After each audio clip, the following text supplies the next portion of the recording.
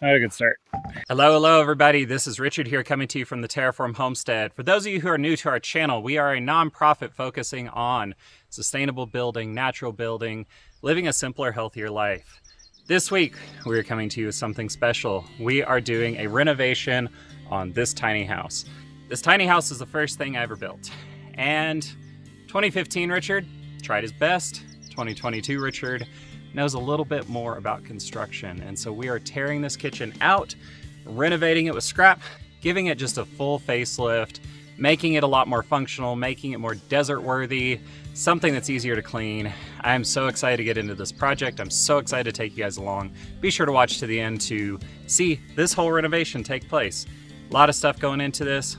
Thank you guys for watching. Let's get into it. Grow your garden, find your tribe. Let your hearts burn inside. Move your body towards the light.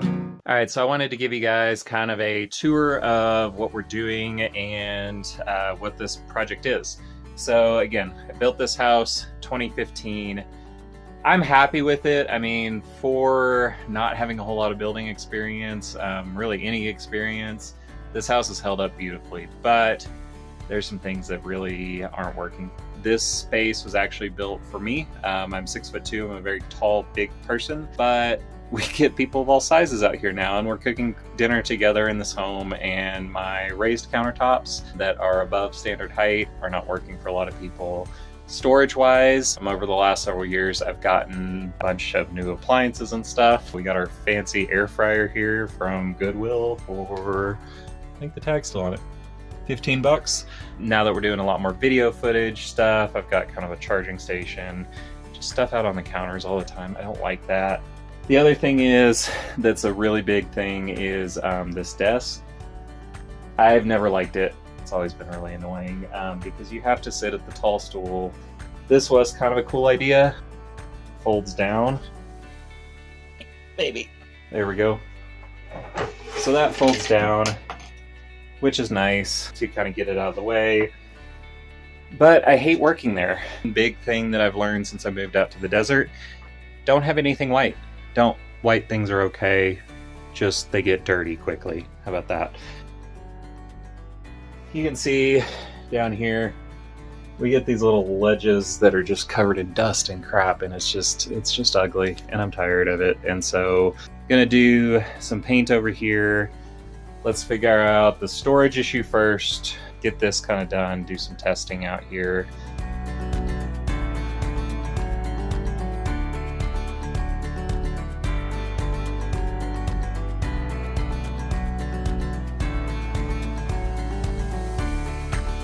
So starting to get this apart. This actually went pretty quick.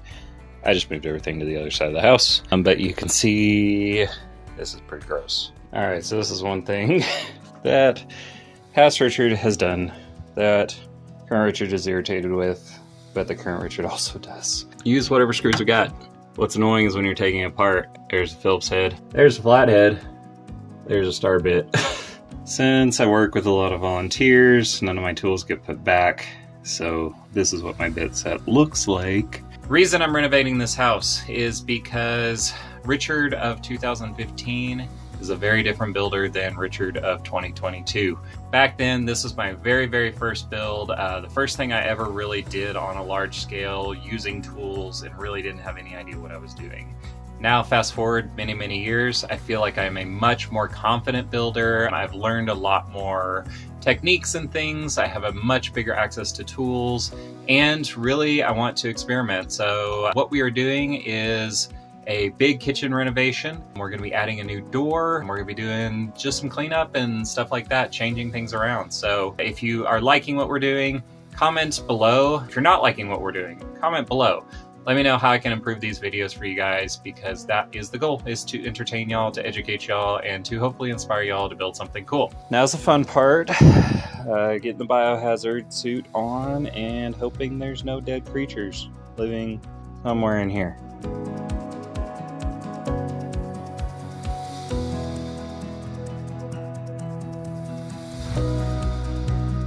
I only see one dead body. Beep. All right, so we got the old kitchen out.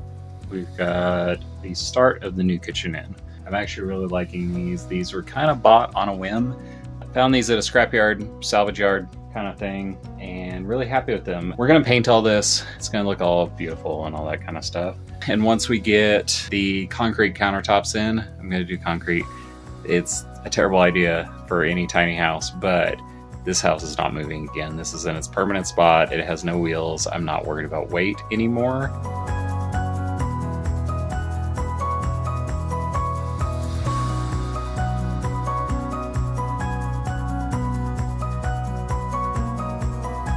These are upper cabinets, so we need to raise them up a little bit and also get around this wheel well back here. What's convenient is that wheel well is with the foam on it exactly 5.5 inches tall, which is the size of a 2x6.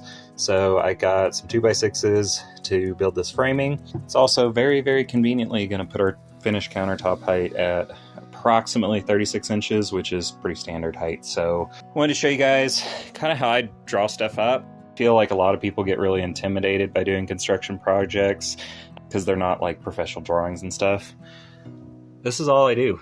I got my measurements. We're going to do a little box in that corner to give it a little more support. And then what I like to do is mark how many, so one at 83.25, one at 12.75, 2 at 11.25, so on and so forth. That's all you need to do. I've worked with a lot of professionals and that's it.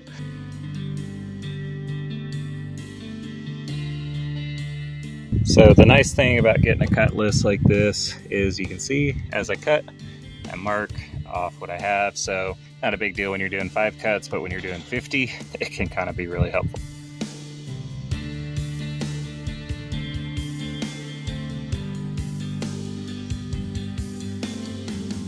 So something kind of a little bit funny.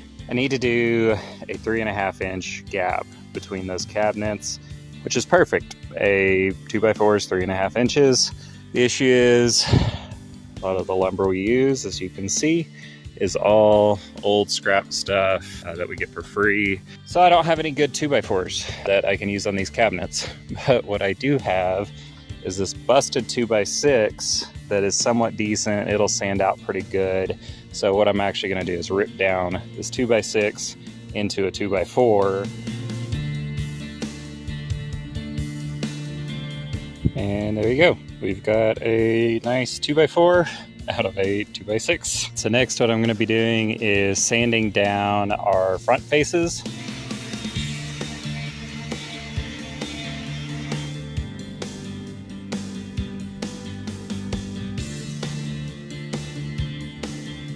I am not crazy about the electrical layout here. It would be really nice to have outlets up here, especially since we're going to be doing kind of a little mini office area here. And so what I think I'm going to do is get this conduit, run this up, and extend this electrical line. So I got a couple of outlets up accessible. May actually run a piece of conduit all the way up here because I've been wanting to get some exterior lights now that we're mounted in our permanent location.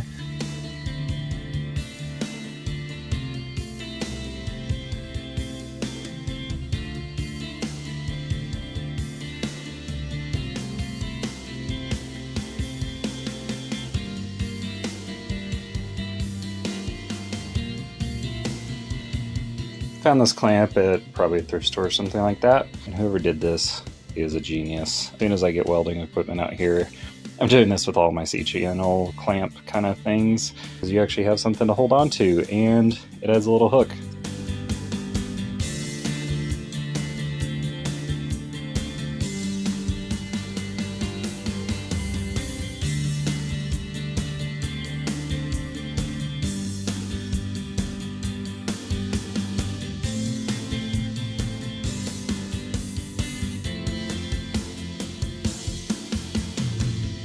All right, here is where we're at. So got all this framing done. I think this is gonna be plenty strong for the countertops. The little center post, I think, is gonna help a lot, and also fills that gap that we have between the two cabinets. The next step is to address this issue. So That wasn't secured well enough. At some point it got pulled out of the wall. So I gotta go turn the electrical off and get that remounted. And then I gotta take the cover off and cut a hole in the back of this guy. I'm actually really excited about this, having an outlet here, because I can get all of my camera equipment, filming equipment, stuff like that, batteries, that I don't really love having just out on a countertop, tucked away in this cabinet and away and out of sight.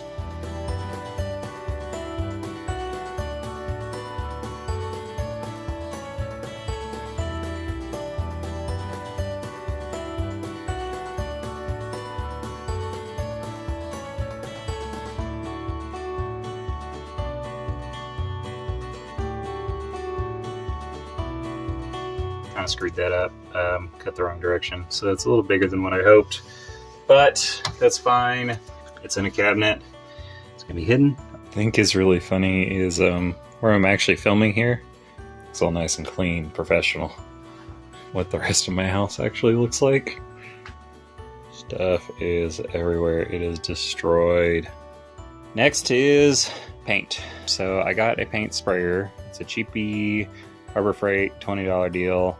I know it's going to work terrible, but I had to get it for our Hyper Adobe for spraying our railroad ties. So I figure I'll try it out on this first, and we'll get all these cabinets out, everything primed, maybe painted tonight. I don't know. We'll see. Probably not.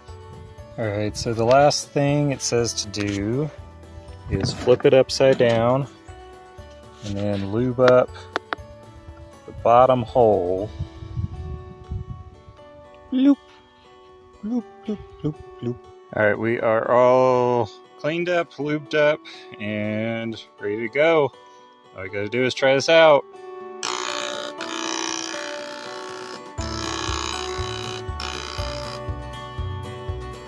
Had a good start. Warm up.